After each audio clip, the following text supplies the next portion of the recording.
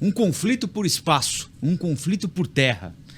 Ontem, Carla e Guto, a Venezuela, os venezuelanos foram às urnas para votar num referendo convocado por Nicolás Maduro.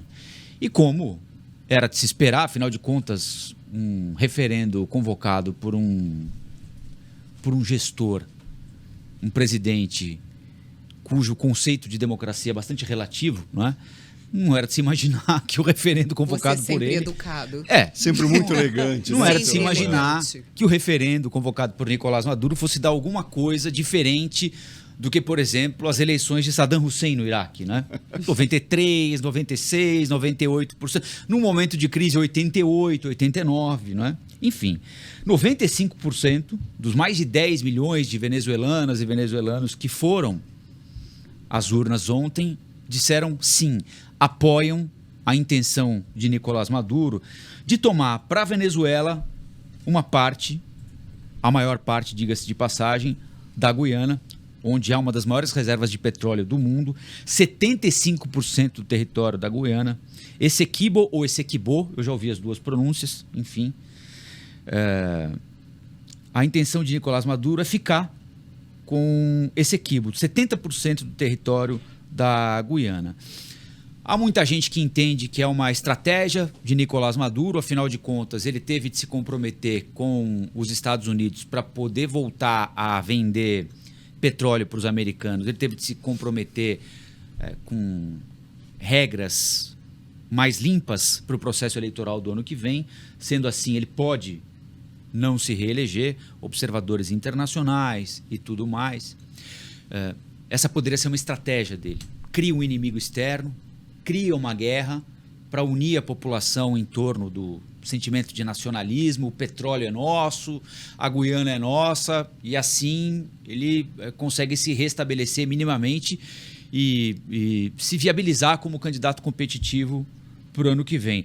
Já outros acham que ele pode meter o louco mesmo e partir para dentro da Guiana e seja o que Deus quiser.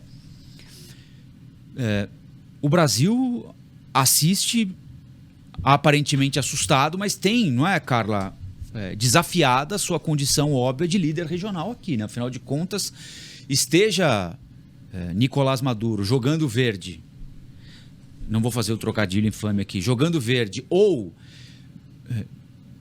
levando concretamente a sério a possibilidade de invadir um país vizinho, independentemente da alternativa, o Brasil vai ter de atuar imediatamente, né? Você disse tudo, Colombo. Eu acho que a questão que você acabou de exemplificar é, mais uma vez, um artifício usado por líderes sem legitimidade, como a gente sabe que hoje acontece em vários países do mundo, né? Líderes que se encontram muitas vezes à beira da cadeia, acusados de corrupção, que são, na prática, né, embora simulem viver em uma democracia, fazem um simulacro de voto para poder se manter no poder, mas a gente sabe que são praticamente ditaduras que se perpetuam. Então, assim, sinto muito para quem defende, mas assim, não é o caso, não estamos aqui para isso, para defender ninguém.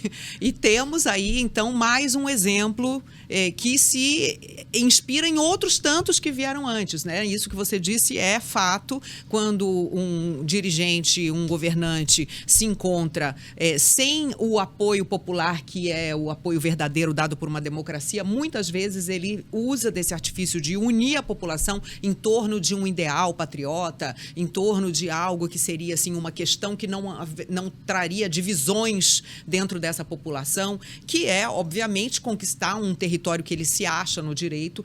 Isso foi feito durante a ditadura argentina, a gente viu exatamente a mesma coisa acontecendo com a Guerra das Malvinas, uma guerra que foi também inventada na época pela ditadura militar e que, afinal, teve até um efeito bastante controverso assim, para eles, para quem provocou a guerra, que foi o fim da própria ditadura militar argentina. Sim. Logo depois. Porque, obviamente, ninguém está defendendo aqui se a Inglaterra teria o direito, a Grã-Bretanha teria o direito de manter uma ilha lá nos confins do mundo, longíssimo, né? Porque hoje a gente também questiona toda essa questão do colonialismo, mas, assim, o fato é que a Argentina provou que não tinha a menor condição de declarar guerra contra a Inglaterra em torno de um território. Então, é claro que isso tudo tem que ser questionado, o direito da Inglaterra ter uma colônia lá do outro lado do mundo. A gente também pode ver que há... até eu estava dando uma lida, a questão é um pouco complexa, né? Se há fundamento ou não nessa reivindicação da Venezuela, isso tudo pode ser questionado. O que não se tem dúvida é que, nesse momento, para a Venezuela, com todos os problemas que enfrenta, por que entrar numa guerra? Que solução isso vai trazer agora para a Venezuela? Esse território vem sendo questionado já há bastante tempo, mas agora, na hora em que se descobre uma grande jazida de petróleo, ele passa a ter essa importância toda. Quer dizer, o grande problema ali é o quê? Basicamente, né? Acho que grande parte das guerras que se movem no mundo são por terra, por riquezas. Então é isso, quer dizer, é o petróleo. A Venezuela está considerando que agora passou a ser interessante a ponto de ameaçar com uma guerra. Isso vai resolver os problemas da Venezuela e dos venezuelanos? Ou isso é uma forma de também angariar esse apoio? A gente viu a mesma questão, ou uma questão bastante parecida acontecendo com Benjamin Netanyahu, nessa guerra que ele move hoje, né, que na verdade não é uma guerra, porque não há um exército reagindo do outro lado, ou seja, uma invasão militar de um território. Por quê? Porque justamente para conquistar esse expansionismo, né? Para conquistar esse novo território para expansão. Rússia e Ucrânia, né? Exatamente. Rússia e Ucrânia. Porque você vai buscar lá atrás, porque a Crimeia é nossa, porque isso, porque aquilo. Não, você está tendo nitidamente um expansionismo da Rússia visando também... Aí tem outras coisas envolvidas, claro que a gente também não vai entrar agora nos detalhes, mas visando a se colocar frente a uma possível entrada da Ucrânia na OTAN, enfim. Mas, assim, de qualquer maneira, o que move esse tipo de ação militar hoje, basicamente, todo um fundamento em comum ali, né? Então, hoje, o grande problema é que nós temos algo no nosso confim, no nosso quintal, com uma fronteira que poderia ser usada para passagem de tropas, e era tudo que a gente não precisava. Não precisava, como né, a América do Sul, como membros do Mercosul, a Venezuela nesse momento suspensa, mas membro do Mercosul. Então, aonde isso vai nos levar? É essa que é a grande questão. Quer dizer, hoje a gente sabe de toda a situação complicada que vive a Venezuela, que vivem os venezuelanos sob o regime de Maduro, mas estávamos mais ou menos ali só administrando a grande entrada de venezuelanos no norte do Brasil.